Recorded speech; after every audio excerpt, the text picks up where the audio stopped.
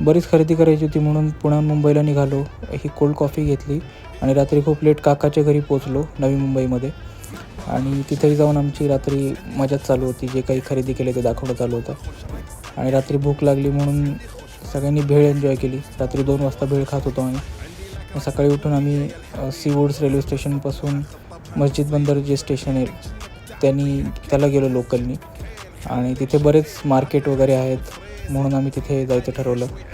असा उसाचा रस पिला आणि आम्ही असे तिथले बऱ्याच गोष्टी एक्सप्लोअर करत होतो.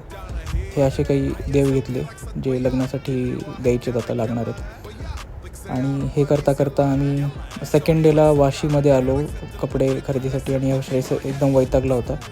आणि आता श्रेयसचा चेहरा खूप छान झाला आहे बिकॉज शॉपिंगवरून आम्ही आता जेवायला आलो आहे. आणि हे रेस्टॉरंटचं जेवणही छान होतं. विथ 65 नान रोटी असे गोष्टी आम्ही एन्जॉय केल्या.